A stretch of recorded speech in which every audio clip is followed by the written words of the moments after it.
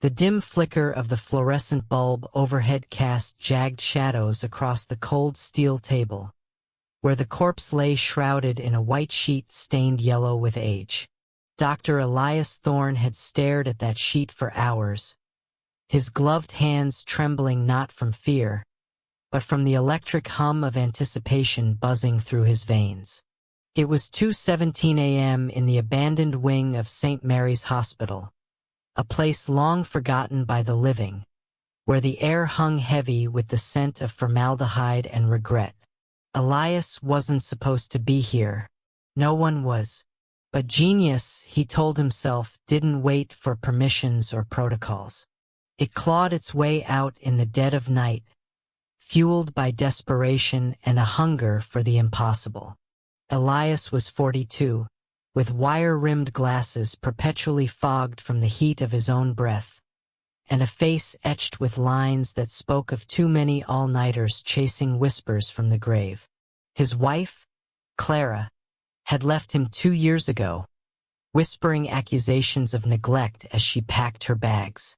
"You're married to the dead," she'd said, her voice cracking like dry bone. She wasn't wrong. Elias's work, his life's obsession, revolved around the threshold between life and death. Not the tidy, clinical kind you read about in journals, but the raw, messy edge where souls might linger, where electricity could jolt a heart back from the abyss. He'd published papers on reanimation thresholds, citing Frankenstein as a cautionary footnote rather than a joke. Colleagues laughed him out of conferences, called him a modern-day victor with a god complex. But Elias knew better. He knew the truth hid in the bodies they discarded like yesterday's trash. The corpse on the table was a John Doe, pulled from the morgue's freezer 2 nights ago. Male, mid-30s, cause of death. Blunt force trauma to the skull from a hit and run. No family to claim him, no records to trace. Perfect. Elias had wheeled him here under the cover of a thunderstorm, the rain hammering the roof like impatient fingers. Now, in the sterile silence broken only by the drip of a leaky faucet, he peeled back the sheet. The body was pale, almost translucent, veins like blue rivers under frostbitten skin.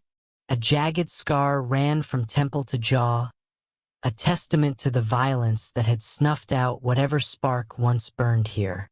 Elias's fingers traced it absently, feeling the chill seep into his bones. "You're going to change everything," he murmured, his voice echoing off the tiled walls. He'd prepared for weeks. The equipment was jury-rigged from scavenged parts.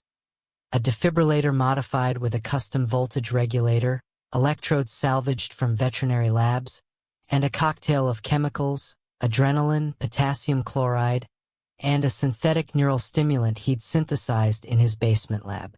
The theory was simple, or so he'd convinced himself. Death wasn't an on-off switch. It was a spectrum, a fading signal that could be amplified if you hit the right frequency. Shock the heart, flood the synapses, and maybe, just maybe, you could pull a thread from the veil. Not full resurrection, not yet. Just a twitch, a gasp. Proof that the line wasn't uncrossable. Elias adjusted the foredrip, the clear tube snaking into the corpse's arm like a parasitic vine. The room felt smaller now, the walls pressing in as if the building itself held its breath. He glanced at the door, barred from the inside with a rusted chain, and then at the single window high on the wall, its glass cracked and fogged. Outside, the storm had broken, leaving a moonless sky that swallowed the world whole. No one would come. No one could. He slipped on his noise-canceling headphones, plugged into the heart monitor's output, and turned the dial. The machine whirred to life, a low growl building in the speakers like distant thunder. First came the injection. Elias's syringe plunged into the femoral artery, the plunger depressing with a slow, deliberate push. The chemicals surged in, invisible invaders racing toward a heart long stilled. He counted to 10, sweat beading on his forehead despite the chill. Then the electrodes. He placed them strategically. One on the chest over the sternum, another on the side, wires snaking across the table like veins of their own. His hands shook as he synced the defibrillator, the charge building to 200 joules. "Come on," he whispered, leaning close enough to smell the faint rot beneath the antiseptic. The face was unremarkable. Strong jaw, stubble shadowing the cheeks, eyes sewn shut with black thread to prevent that eerie stare. Elias wondered, fleetingly, who this man had been.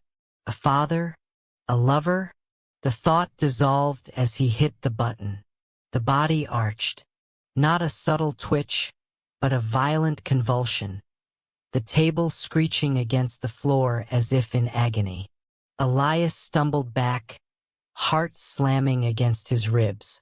The monitor screamed, a flat line spiking into erratic peaks, then flat again. No rhythm, just chaos. He waited, breath caught in his throat, for the aftershocks to fade. Nothing, just the body slumping back, limp as before. Disappointment crashed over him like a wave, cold and suffocating. "Damn it," he muttered, wiping his brow. He cranked the voltage to 300 joules, ignoring the warning lights flashing on the console. Safety was for amateurs. This was science on the brink. Second shock. The arc of electricity was brighter this time, blue-white and crackling, illuminating the room in stark relief. The body bucked again, harder, the sheet tangling around its legs like restraints in a nightmare. Elias's headphones filled with static, a white noise roar that drowned his pulse. When it settled, he approached cautiously, scalpel in hand to check the incision sites. That's when he saw it. A tremor, faint, almost imperceptible in the left hand. The fingers curled, just a fraction, nails scraping the steel with a sound like nails on chalkboard. Elias froze, his mind racing. Hallucination. Adrenaline surge from his own fear? No. He touched the wrist, cold, but the pulse. There. Faint, thready, but there. Elation surged through him, hot and dizzying. He fumbled for his notebook, scribbling notes with ink-smeared fingers. T equals 0234. Motor response initiated. Neural cascade confirmed. But as he wrote, the tremor spread. The hand flexed fully now, knuckles whitening, then relaxed. Elias's pen hovered mid-air. The chest rose, once shallow, and fell. He dropped the notebook, the pages fluttering like startled birds. "Oh God!" He breathed, not in prayer but in awe. This wasn't just a spark. This was ignition. He backed away, bumping into the counter, vials clattering to the floor in a symphony of shattering glass. The corpse, no, the body stirred again. The head lolled to the side, the sewn eyelids straining against their stitches. A low groan escaped the lips, wet and guttural, like air forced through a punctured lung. Elias's mouth went dry. This wasn't supposed to happen. Not yet. The plan was controlled reanimation. A finger twitch, a muscle spasm, data points to refine the formula. Not this. Not movement with intent. He lunged for the defibrillator's kill switch, but his foot slipped on the spilled chemicals, sending him sprawling. The impact jarred his glasses loose, and for a split second, the world blurred into a haze of white tile and shadow. When he scrambled up, the body was sitting upright. The sheet pooled around its waist like a discarded skin, exposing the torso marred by autopsy Y incisions, staples glinting under the light. The head turned slowly, unnaturally, toward him. The stitches on the eyelids popped one by one. Pop, pop, pop, like buttons on a shirt giving way. Eyes opened. Not the milky blankness of death, but something darker. Pupils dilated to black pits that drank in the light. Elias screamed. It was a raw, animal sound that tore from his throat, echoing back at him from the walls. He scrambled backward, crab walking across the floor, shards of glass embedding in his palms. The thing, that's what it was now, not a man, not a corpse, tilted its head as if listening. Blood trickled from the reopened wounds on its face, black and viscous, dripping onto the table in slow, deliberate plops. It swung its legs over the edge, bare feet slapping the floor with a meaty thud. The air thickened, charged with ozone from the machine and something fouler, like earth after a grave robbing. "Stay back," Elias gasped, fumbling for the door chain. His fingers, slick with blood from the cuts, slipped twice before catching the links. The thing stood fully now, swaying like a puppet on frayed strings. 6 feet tall, broad-shouldered, it took a step. Then another. The floor tiles cracked under its weight. No, that couldn't be right. Tiles didn't crack from footsteps. Elias yanked the chain free, the metal rattling like bones in a sack. He burst into the hallway, slamming the door behind him, the bolts sliding home with a finality that did nothing to slow his heart. The hallway stretched into infinity, a tunnel of peeling paint and flickering emergency lights that buzzed like angry wasps. Elias ran, shoes squeaking on the linoleum, his breath coming in ragged bursts. Behind him, the door shuddered. Once, twice, wood splintered with a crack like gunfire, and the thing's arm thrust through, fingers clawing at the air. Elias didn't look back. He couldn't. The hospital's underbelly was a labyrinth he'd mapped in his mind during late-night fantasies. Left at the nurse's station, right past the old pharmacy, down the service stairs to the loading dock. Freedom. But doubt gnawed at him even as he sprinted. How was it moving? The chemicals should have worn off by now. The shocks dissipated into harmless heat. A crash echoed down the hall, the door giving way fully. Footsteps followed, heavy and uneven, dragging something wet behind them. Elias rounded the corner, slamming into a gurney abandoned years ago, its wheels spinning wildly. Pain lanced through his hip, but he pushed on, vision tunneling. The air grew mustier here, laced with mildew from burst pipes. He risked a glance over his shoulder. The thing was there, at the end of the hall, silhouetted against the lab's glow. It didn't run. It walked, methodically, each step a declaration. "I'm coming for you." Panic clawed at Elias's chest. He burst through the pharmacy door, the hinges screaming in protest.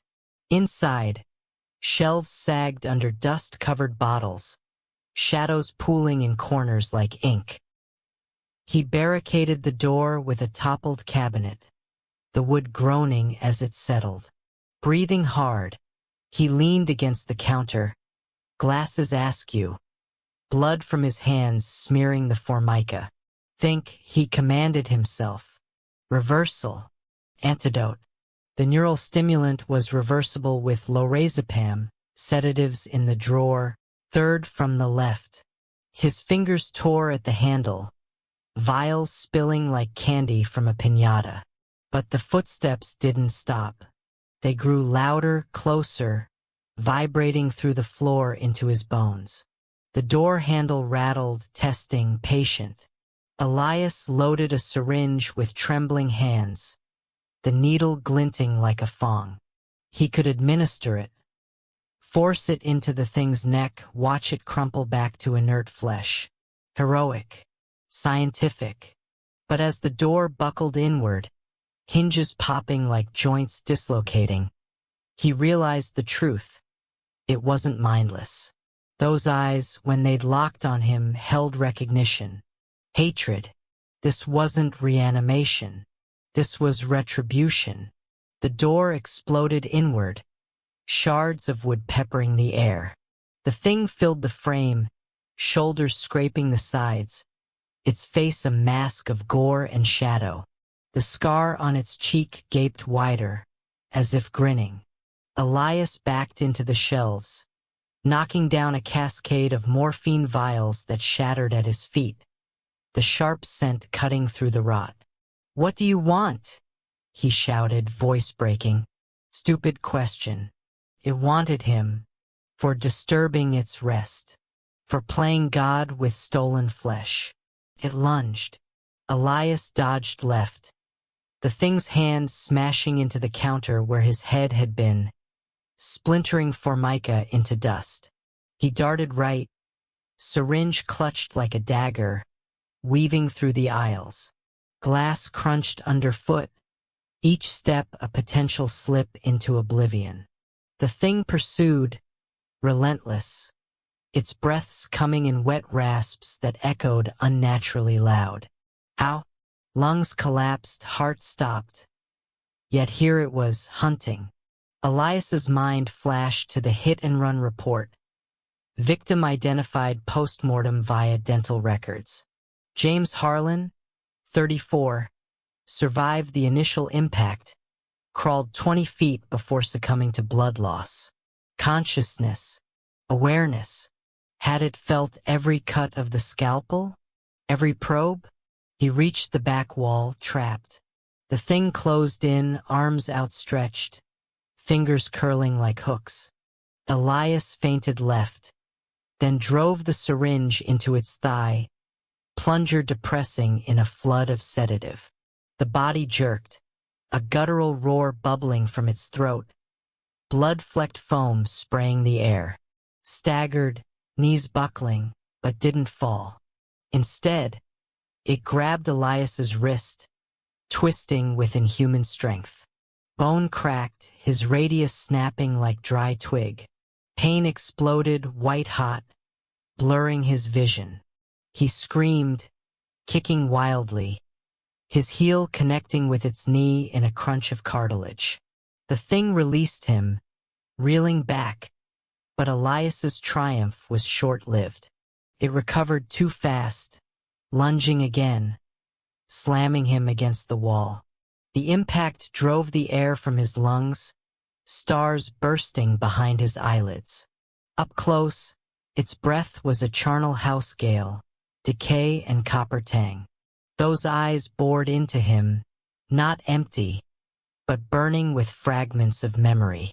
Flashes assaulted Elias's mind, unbidden. Screech of tires on rain-slick road, headlights blinding, body tumbling like ragdoll. Pain, betrayal, the doctor's face hovering later, masked and cold, slicing into flesh without consent.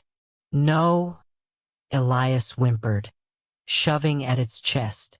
The skin was warming now, feverish, as if life flooded back in reverse.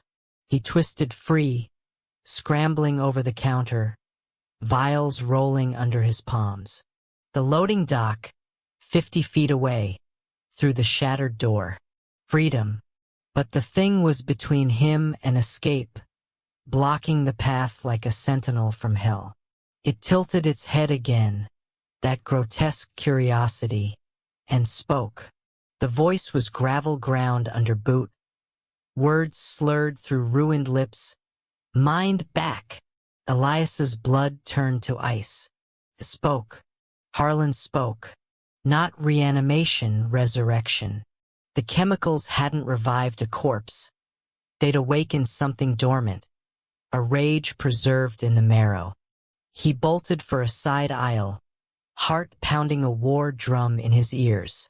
The thing followed, slower now from the sedative but inexorable. Shelves toppled in its wake, a domino cascade of crashing glass and spilling powders that choked the air white. Elias coughed, lungs burning, as he reached the emergency exit. The bar yielded with a hiss of hydraulics, cool night air rushing in like a lover's embrace. Outside, the loading dock was a concrete expanse under sodium lamps, rain-slicked and gleaming. Elias stumbled down the ramp, wrist cradled to his chest, pain a constant throb. The hospital loomed behind him, a monolith of brick and secrets. He fumbled for his keys, the car parked in the shadows beyond the fence. 20 yards. 10. Footsteps splashed in puddles. Too close. He whirled, and there it was, emerging from the door like a birth in reverse. Blood streaked its face, mixing with rain, but it moved with purpose, joints popping as they realigned. Elias sprinted, gravel biting his shoes, the fence a chain-link barrier rattling in the wind. He vaulted it awkwardly, wire snagging his coat, tearing fabric with a rip. Landing hard, he rolled, breath hitching. The keys where? In his pocket, slick with blood. He jammed them into the lock, the engine roaring to life as claws scraped the fence top. Harlan, no, the thing hauled itself over, landing with a thud that shook the ground.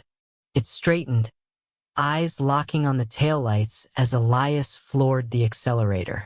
Tires spun, spraying mud, and the car lurched forward. In the rear view, the figure pursued, arms pumping with mechanical fury. Faster. Elias pushed the pedal through the floor, the engine screaming protest. The road unspooled into darkness, hospital shrinking to a speck. But the headlights caught glimpses. A shambling shadow keeping pace, unnaturally tireless. Impossible. Sedative should have dropped it, unless the neural stimulant had rewired it, made it immune, adaptive. Miles blurred by, empty highway flanked by whispering pines. Elias's wrist swelled, purple and throbbing, but fear overrode it. He glanced back, no shadow. Relief flickered, fragile as a moth. Then a thump on the roof. Metal dented inward, hands clawing at the seams. Elias swerved, the car fishtailing, but the thing held on, fingers piercing the steel like paper. A face appeared at the driver's window, twisted, snarling, rain sheeting off scarred skin. It smashed the glass, shards exploding inward, slicing Elias's cheek.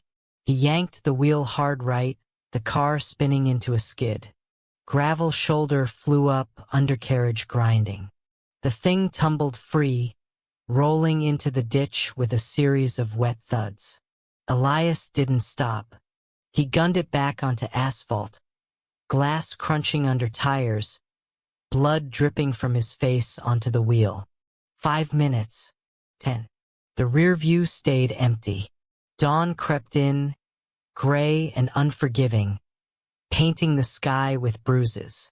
He pulled over at a rest stop, hands shaking as he dialed 911. There's an accident. St. Mary's. Send help. The operator's voice was